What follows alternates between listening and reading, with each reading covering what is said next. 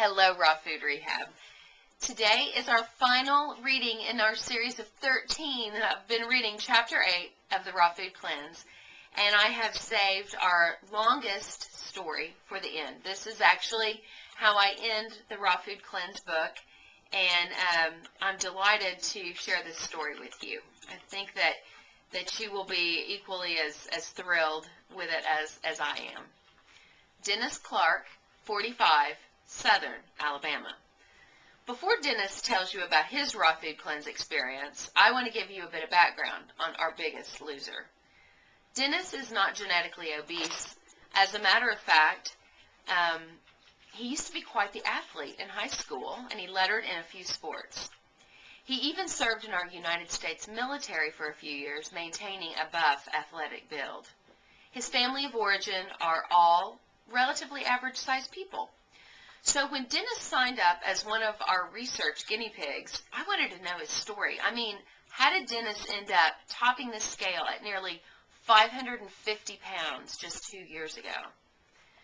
From the very beginning of the experiment, I was particularly fascinated with Dennis's positive can-do attitude, and even though he weighed in at a few hundred pounds heavier than all of the other participants, I knew there was something different. Something very special about Dennis.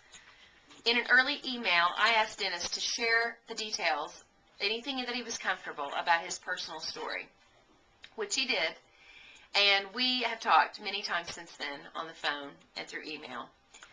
Dennis began to put on weight in his early 20s. At that time, he went through a very stressful marriage and separation, and it was then that he began to really start to seek comfort in food.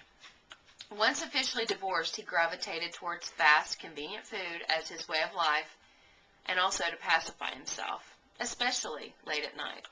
As the years went by, Dennis kept getting larger. Dennis's career afforded him the financial ability to eat out whenever he wanted.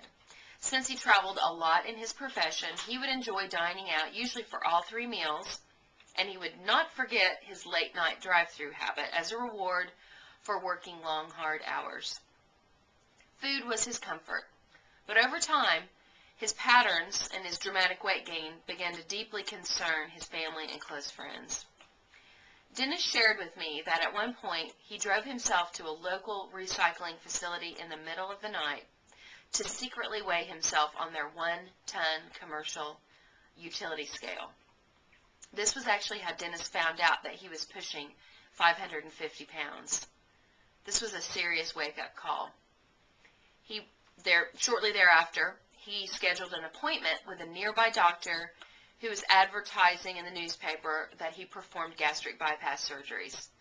Dennis thought that this was likely to be his only hope. After a 3-hour seminar and a 1-hour preliminary consultation with the doctor, Dennis learned that his doctor would not agree to do the surgery for insurance reasons. It was at this point that Dennis nearly lost all hope for ever living a normal life again. One precious detail that Dennis did share with me was that no matter what happened, his mother never gave up on him. She was always loving, encouraging him, and non-judgmental, even though he knew she was deeply concerned about his binge eating and his weight. A few more years passed, and Dennis had saved enough money for a newer procedure that was being offered in his area, lap band surgery. He made an appointment once he had the funds together, which was nearly $20,000, and he eagerly went in to talk to the doctor, ready to schedule the surgery. After spending a good amount of time on all of the preliminaries, the doctor came in only to tell Dennis that the hospital wouldn't allow the surgery to be done on anyone that weighed over 400 pounds. Dejected once again, Dennis became hopeless. To make matters worse, the downturn in the economy created a near standstill in Dennis's line of work. With the market crashing and the housing market nearly down the tubes, in January 2008, he made the decision to move in with his mother and stepfather as a way to stay afloat in uncertain economic times. This move ended up to be a good situation, as his mother's cooking was relatively healthy, and she even encouraged him to use his Y membership to get some much-needed exercise. Dennis's aunt gave him the book God's Way by George Malcolmus, which actually planted the first seed in his mind concerning raw foods. It was his mother's cooking and exercise that helped Dennis lose about 40 pounds that year, which was encouraging, but it hardly made a dent on his massive frame. It was May of 2009, just this past May, Dennis hit another low point. His mother had made a large meal one Sunday morning, as she always did, before she went to church. This meal was one of Dennis's favorites, and the main entree was a big casserole dish of shepherd's pie. Normally, Dennis shared his Sunday meal when his parents returned home from church. This particular Sunday, his parents decided to stay at church for a lunch event, so Dennis went ahead and had lunch without them. By the time they arrived home, Dennis had devoured the entire meal, leaving not even a morsel for his family. His parents were startled and deeply concerned when they realized that he had eaten this entire meal by himself. It was enough to feed 6 hungry adults. He ate it all in just one setting. Dennis immediately felt rage, but he also realized that things had spiraled out of control. The guilt and humiliation from this episode is what ultimately led him to the raw food cleanse. There was no doubt in either of our minds that God ultimately orchestrated Dennis's finding my video, calling for willing guinea pigs that afternoon. Now, this is Dennis's words. I started the raw food cleanse experiment on June the 1st, 2009.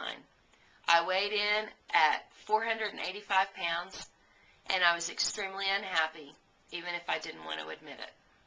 After just 2 weeks in the program, I lost 25 pounds, and man, were my eyes suddenly wide open to a whole new world. For the next 9 weeks, I continued to lose weight at about an average of 4 pounds a week. I even did a 3-day juice cleanse, which totally cleaned out my system and gave me tons of extra energy. When I made salads, I would use anywhere from 13 to 20 different ingredients. The more, the better. My world opened up to chia seeds and young coconut water, and now I'm currently about to start growing my own wheatgrass.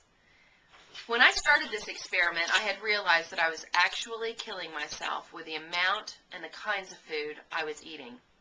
But in just a short amount of time on Raw, I came to understand that I could live an amazing, full life without depriving myself. Talk about gaining some mental clarity. I now have hope that life can be better than it ever was before.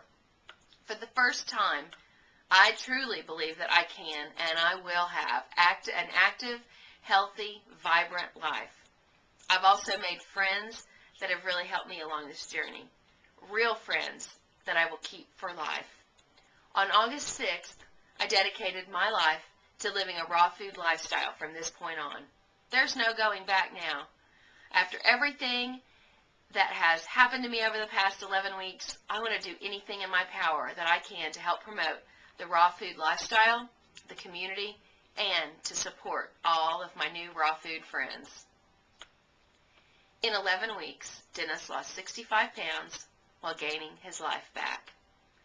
At the time of print, Dennis continues to steadily work towards his ultimate weight loss goal, and he stays busy promoting the life-transforming power of the raw food diet.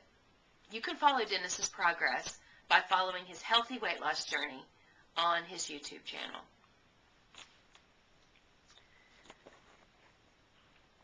What else is there left to say? The power of the amazing transformation that happens when someone sets their mind to sticking with the raw food diet. Dennis, we all stand together and we applaud you. We love you and we will encourage you as long as it takes for you and everybody else in this group to meet our ultimate weight loss and health goals. You know I love you. I love each and every one of you, and sweet dreams.